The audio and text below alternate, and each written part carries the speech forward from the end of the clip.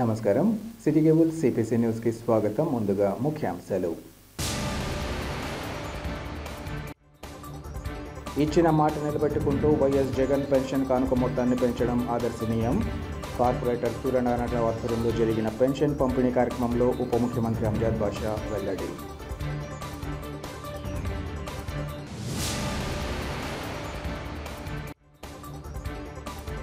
ఏడుపులపాయలో దివంగత నేత వైఎస్ఆర్కు నివాళులర్పించిన షర్మిల. కుమారుడి వివాహ పత్రికను ఘాట్ వద్ద ఉంచి ప్రత్యేక ప్రార్థనల నిర్వహణ.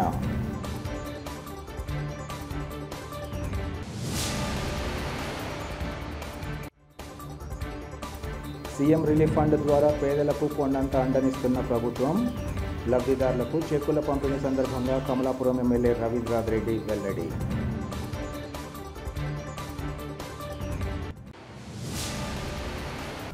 రాష్ట్ర ముఖ్యమంత్రి వైఎస్ జగన్మోహన్ రెడ్డి ఇచ్చిన మాటను నిలబెట్టుకుంటూ పింఛన్ కానుక ద్వారా అవ్వాతాతలకు అండగా నిలబడ్డారని రాష్ట్ర ఉప ముఖ్యమంత్రి అంజద్ బాషా తెలిపారు. కడప నగరం మద్రాస్ రోడ్లోని వైఎస్ఆర్ ఆడిటోరియంలో స్థానిక కార్పొరేటర్ సూర్యనారాయణ ఆధ్వర్యంలో పింఛన్ మొత్తం పెంపుకు సంబంధించి పెన్షన్ కానుక పంపిణీ కార్యక్రమాన్ని నిర్వహించారు. ఈ సందర్భంగా అంజద్ బాషా మాట్లాడుతూ అవ్వతాతలకు మనవడిలా, ఒంటరి మహిళలకు, వితంతువులకు, దివ్యాంగులకు అన్నగా తమ్ముడిగా ఉంటూ నవరత్నాల్లో భాగంగా ఇచ్చిన మాట ప్రకారం 3,000 రూపాయల పెన్షన్ పంపిణీ చేయడం జరుగుతుందన్నారు. ఇప్పటికే ప్రతి నెల 1వ తేదీన తలుపు తట్టి వాలంటీర్లు పింఛన్ అందిస్తుండగా నేటి నుంచి పెరిగిన మొత్తాన్ని లబ్ధిదారులకు అందజేయడం జరుగుతోందన్నారు. గత ప్రభుత్వంలో పెన్షన్ కోసం వృద్ధులు, వికలాంగులు గంటల ధరపడి కార్యాలయాల వద్ద క్యూలో వేచి ఉండాల్సి వచ్చేదన్నారు. అలాగే పింఛన్ మంజూరు కావాలంటే జన్మభూమి కమిటీల చుట్టూ తిరగాల్సి వచ్చేదని అన్నారు. అలాంటి స్థితి నుంచి ముఖ్యమంత్రి వైఎస్ జగన్ కులం, మతం, పార్టీలు చూడకుండా అర్హులకు వెంటనే పెన్షన్ మంజూరు చేస్తున్నారన్నారు. ఇలాంటి నాయకుడికి ప్రతి ఒక్కరూ అండగా నిలవాలని ఆయన కోరారు. ఈ కార్యక్రమంలో పలువురు వైసీపీ నేతలు, కార్పొరేటర్లు, లబ్ధిదారులు పాల్గొన్నారు.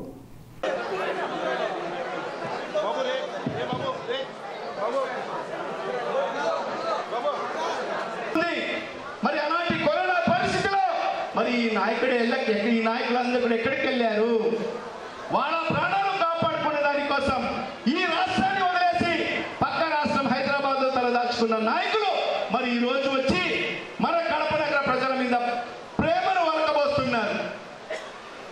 మరి ఎప్పుడైనా వాళ్ళ కడప గురించి తెలుసా? కడపలో ఏ వీధి ఎక్కడ ఉందో తెలుసా? ఏ వీధి ఎలా ఉంటుందని తెలుసా వాళ్ళకు?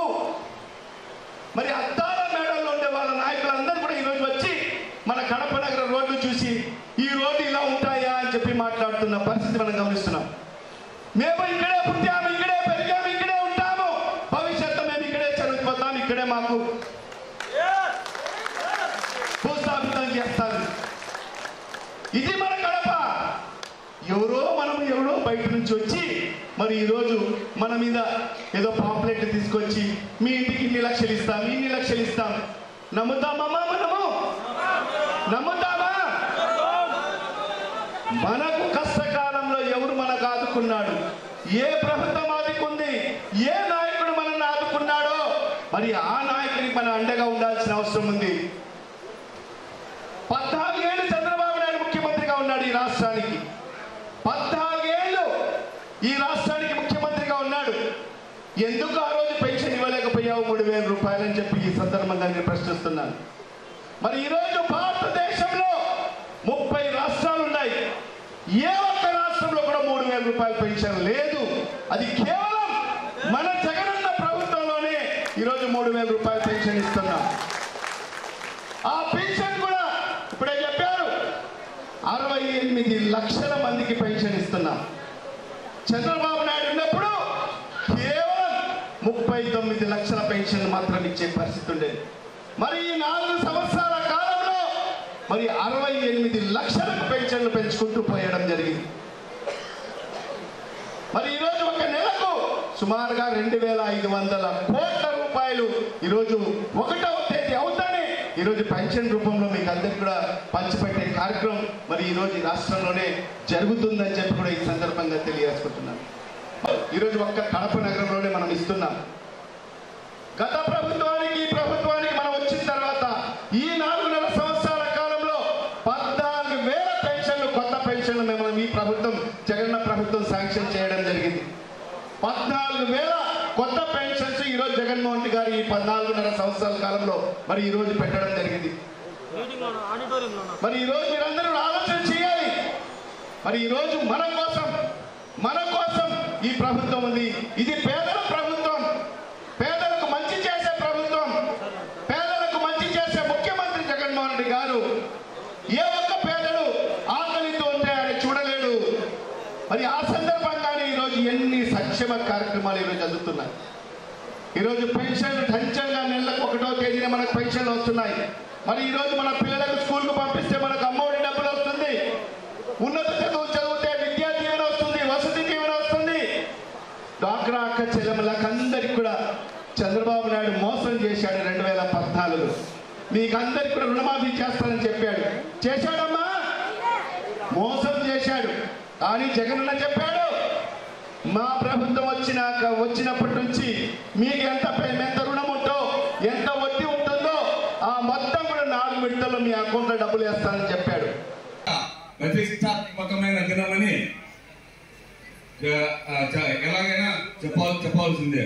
ఎందుకంటే గౌరవనీయులు ముఖ్యమంత్రి జగన్మోహన్ రెడ్డి గారు ఏదైతే చెప్పిన విషయము అవ్వాతాతలకు అందరికీ కూడా 3,000 రూపాయలు పింఛన్ ఇస్తాను, ప్రతి సంవత్సరము 250 రూపాయలు పెంచుతూ 3,000 వరకు తీసుకుపోతాను అని చెప్పి ఆ మాట నిలబెట్టుకున్న ఏకైక ముఖ్యమంత్రి మన జగన్మోహన్ రెడ్డి గారు. ఒక చదువుల విషయంలో అయితేనేమి, మీ ఆరోగ్య విషయంలో అయితేనేమి, అవ్వాతాతలకు పెన్షన్ల విషయంలో అయితేనేమి, ప్రతి ఒక్క విషయంలో కూడా జగన్మోహన్ రెడ్డి గారు బాగా ఆలోచించి, ప్రతి ఒక్కరి గురించి ఆలోచించి, ప్రతి ఒక్కరికి మంచి చేస్తూనే ఈ రాష్ట్ర అభివృద్ధి కోసం పోరాడుతున్నారు. వైఎస్ఆర్ తెలంగాణ పార్టీ అధ్యక్షురాలు వైఎస్ షర్మిల తన కుమారుడు వైఎస్ రాజారెడ్డి వివాహ నేపథ్యంలో జిల్లాలోని ఇడుపులపాయకు విచ్చేశారు. హైదరాబాద్ నుంచి ప్రత్యేక విమానంలో కుటుంబ సభ్యులతో కలిసి కడప ఎయిర్పోర్టుకు చేరుకున్న వైఎస్ షర్మిల అక్కడి నుంచి రోడ్డు మార్గాన తన తల్లి వైఎస్ విజయమ్మ, కుమారుడు వైఎస్ రాజారెడ్డి, కాబోయే కోడలు అట్లూరి ప్రియ, కుమార్తె అంజలితో కలిసి ఆమె ఇడుపులపాయకు చేరుకున్నారు. అనంతరం తన తండ్రి దివంగత వైఎస్ఆర్ సమాధి ఘాట్ను సందర్శించారు. ఈ సందర్భంగా తన కుమారుడు వైఎస్ రాజారెడ్డి తొలి వివాహ పత్రికను సమాధి ఘాట్ వద్ద ఉంచి ప్రత్యేక ప్రార్థనలు నిర్వహించారు. అనంతరం షర్మిల మాట్లాడుతూ కాంగ్రెస్ పార్టీ అధిష్టానం పిలుపు మేరకు తాను ఆ పార్టీలో చేరనున్నట్లు తెలిపారు. తెలంగాణ రాష్ట్రంలో తాము చేసిన కృషి కారణంగా ఆ పార్టీకి అధిక మొత్తంలో సీట్లు వచ్చాయని భావిస్తున్నట్లు ఆమె వివరించారు. భయభక్తులతో అభిమానం పెరుగుతుండడం చాలా సంతోషం. విరిచి వడ్డించాడు ప్రియులు డాక్టర్ వైఎస్ఆర్ గారి జీవితం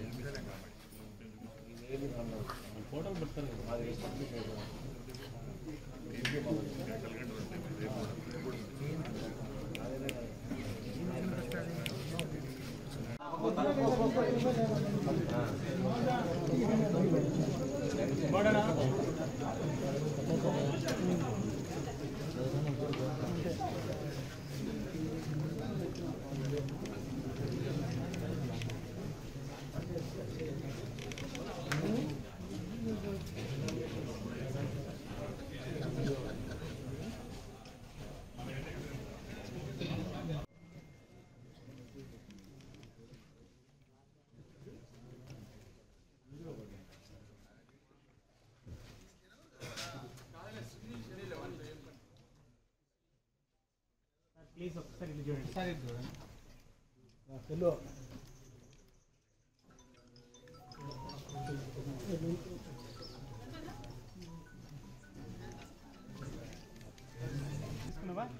సార్ మీరు ముందు పోగొద్దండి సార్. మేడం వస్తారు. మేడం ఒక్క నిమిషం కిందికి రాని.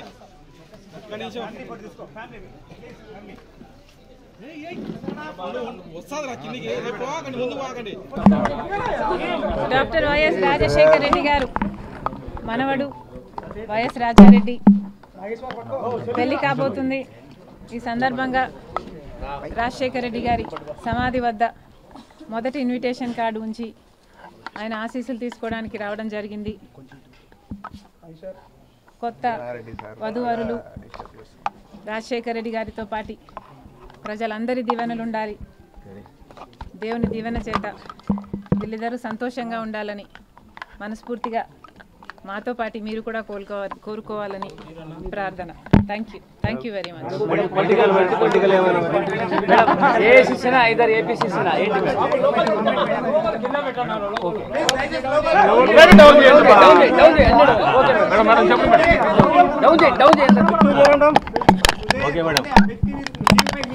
Congress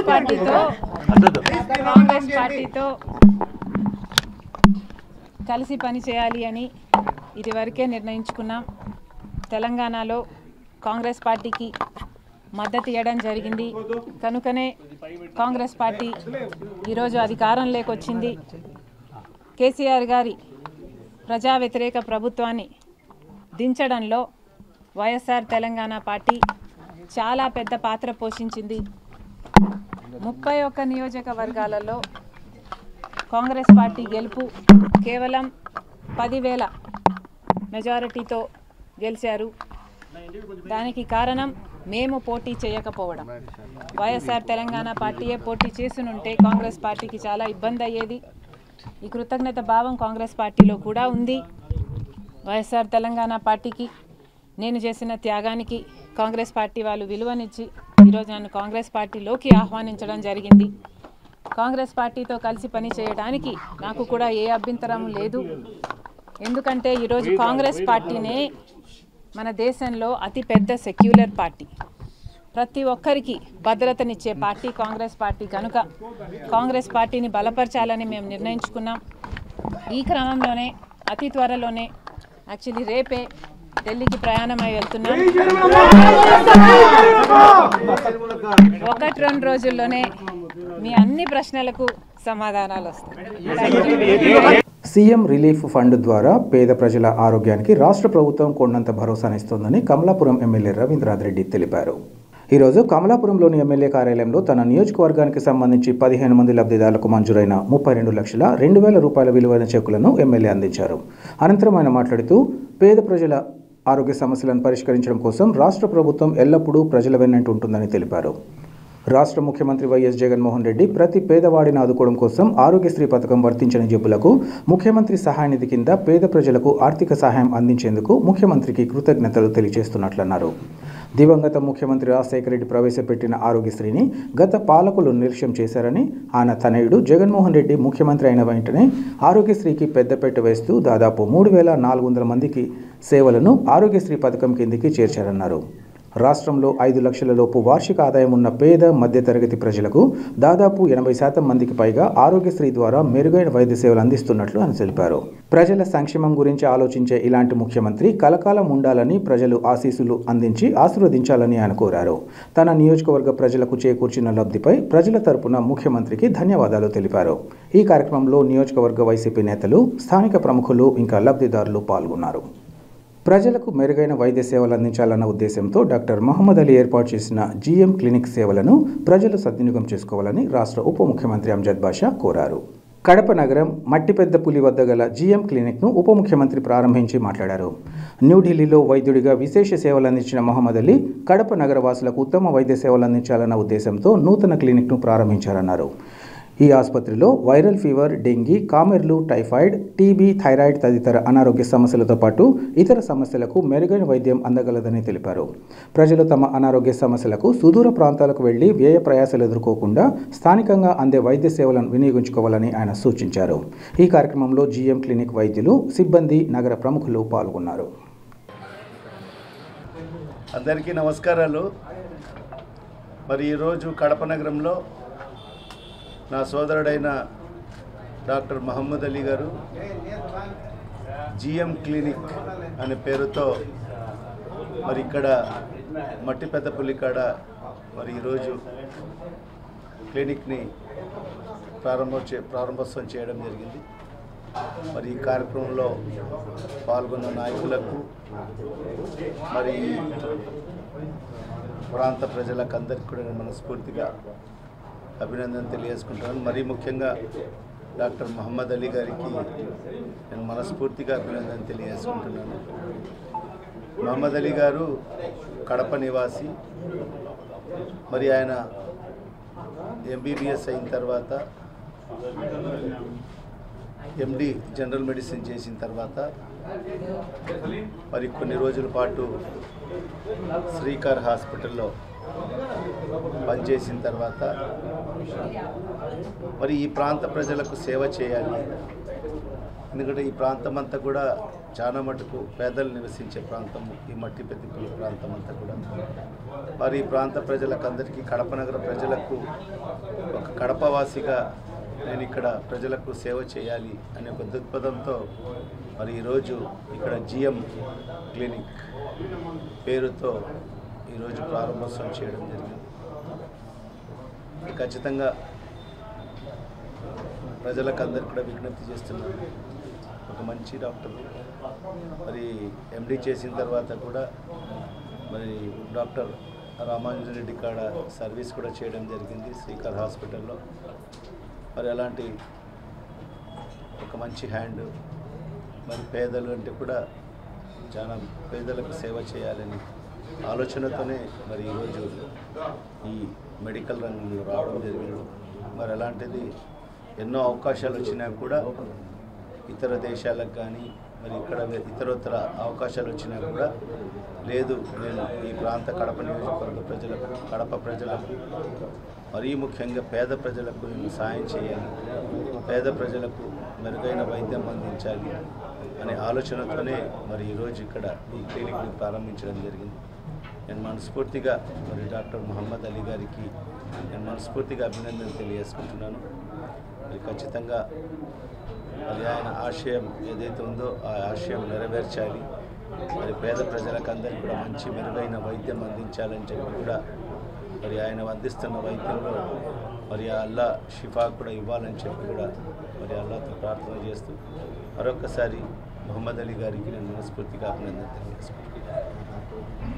Mohammed Ali, qualification MBBS DNB general medicine. నేను ఆల్మోస్ట్ పెద్ద పెద్ద హాస్పిటల్, న్యూ ఢిల్లీ ఎయిమ్స్ హాస్పిటల్లో, సఫ్దర్జంగ్ హాస్పిటల్లో నేను ఆల్రెడీ 3 years వరకు జాబ్ చేశాను ఢిల్లీలో. ఇప్పుడైతే కరెంట్లీ కడపకు వచ్చి నేను ఆల్మోస్ట్ 1 year నుంచి శ్రీకర్ హాస్పిటల్లో జనరల్ ఫిజిషియన్ కన్సల్టెంట్ లాగా వర్క్ చేశాను. కరెంట్లీ ఇప్పుడు నేను సొంత క్లినిక్ ఓపెన్ చేసుకోవాలని ఈ ఏరియాలో మట్టిపల్లి ఏరియాలో 1 month నుంచి ప్లాన్ చేస్తాను. ఈ రోజుకు మనకు ఈ పని అనేది పూర్తయింది. నేను చూసే విభాగాలు ఏమంటే మనకు all types of fever, malaria కానీ, డెంగ్యూ కానీ, వైరల్ ఫీవర్స్, టైఫాయిడ్, దాంతోపాటు మెటబాలిక్ డిసీజెస్లో మనకు థైరాయిడ్ ప్రాబ్లమ్స్, మనకు బీపీ, షుగర్, ఇంకా కొలెస్ట్రాల్ ప్రాబ్లమ్స్, ఇంకా పాయిజనింగ్ కేసెస్లో మనకు ఓపీ పాయిజనింగ్స్ కానీ, స్నేక్ బైట్, ఇంకా స్కార్పియన్ బైట్స్, ఇవన్నీ మనము గుండె ప్రాబ్లం కానీ, మెదడుకు సంబంధించిన ప్రాబ్లమ్స్ ఉంటే కానీ, కిడ్నీలో రాళ్ళు ఉంటే కానీ, ఇంకా యూరిన్ ఇన్ఫెక్షన్స్ కానీ, ఇవన్నీ మనము చూసే విభాగాలు. సో ఈరోజు సార్ వచ్చినందుకు I'm very thankful to sir for being as a chief guest and for visiting our clinic and have his blessing on me. So I request, I am very thankful to sir for coming and visiting my clinic. Municipal కార్మికుల న్యాయమైన సమస్యలను ప్రభుత్వం తక్షణమే పరిష్కరించి సమ్మె విరమణకు తగిన చర్యలు చేపట్టాలని AP municipal workers and helpers union నాయకులు సుంకర రవి డిమాండ్ చేశారు. మున్సిపల్ కార్మికులు చేపట్టిన సమ్మె ఈ రోజుకు 8వ రోజుకు చేరుకుంది. సమ్మెలో భాగంగా కార్మికులు కడప కార్పొరేషన్ కార్యాలయం నుంచి సంధ్యా సర్కిల్ వరకు భిక్షాటన చేసి తమ నిరసనను వ్యక్తం చేశారు. అనంతరం వారు మాట్లాడుతూ బాధ్యత గల ప్రభుత్వం చర్చలతో కాలయాపన చేయడం మంచిది కాదన్నారు. కార్మికులు డిమాండ్ చేస్తున్న సమస్యలన్నీ ఆమోదయోగ్యమైనవని, గతంలో ప్రతిపక్ష నాయకుడిగా ప్రస్తుత ముఖ్యమంత్రి ఇచ్చిన హామీలను అమలు చేయాలని కార్మికులు కోరుతున్నారనే విషయాన్ని ప్రభుత్వం గుర్తించాలన్నారు. కార్మికులు తమ సమస్యల పరిష్కారం కోసం 4.5 ఏళ్లు ఎదురు చూశారని, ఇప్పటికే పలుమార్లు ఆందోళనలు, చర్చలు జరిపిన తర్వాతే విధిలేని పరిస్థితుల్లో సమ్మెలోకి వెళ్లడం జరిగిందన్నారు. ఇప్పటికైనా ప్రభుత్వం మున్సిపల్ కార్మికుల పట్ల సానుకూల దృక్పథంతో వ్యవహరించి సమస్యల పరిష్కారానికి చొరవ చూపాలని ఆయన కోరారు. ఈ కార్యక్రమంలో municipal workers and helpers union నాయకులు, సిఐటియు కార్మిక సంఘాల ప్రతినిధులు, కార్మికులు పాల్గొన్నారు.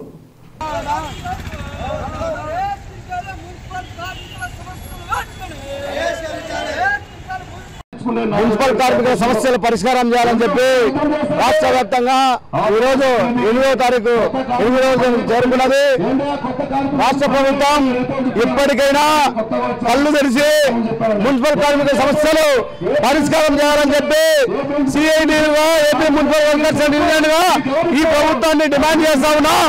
లేకపోతే ప్రజా ఆగ్రహానికి ఈ రాష్ట్ర ప్రభుత్వం గురి కావచ్చుదని చెప్తా ఉన్నాం. మేము ఒక్కటే చెప్పదలుచుకున్నాం ఈ రాష్ట్ర ముఖ్యమంత్రికి, అయ్యా ముఖ్యమంత్రి గారు మీరైతే ఎవరైతే చర్చల కోసం పంపిస్తా ఉన్నారో బొత్స సత్యనారాయణ కాకుండా సమస్యలు పరిష్కారం చేసే మంత్రిని పంపమని చెప్పి అడుగుతా ఉన్నాం.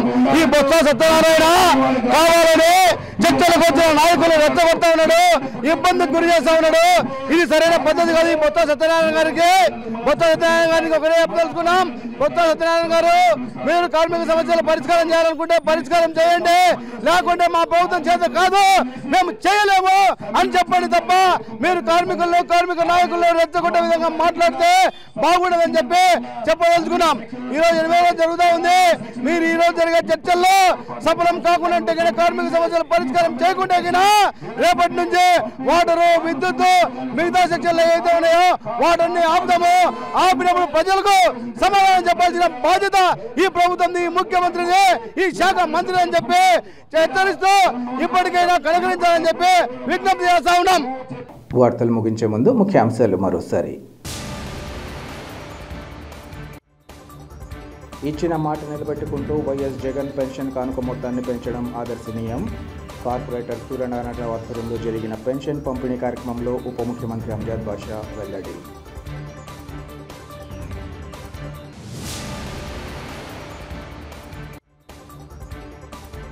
ఏడుపులపాయలో దివంగత నేత వైఎస్ఆర్కు నివాళులు అర్పించిన షర్మిల. కుమారుడి వివాహ పత్రికను ఘాట్ వద్ద ఉంచి ప్రత్యేక ప్రార్థనల నిర్వహణ.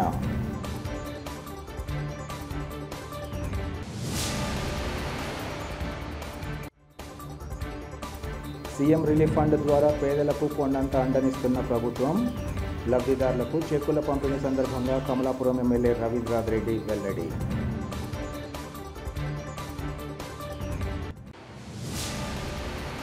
సిటీ కేబుల్ సిపిసి న్యూస్ ఇంతటితో సమాప్తం. నమస్కారం.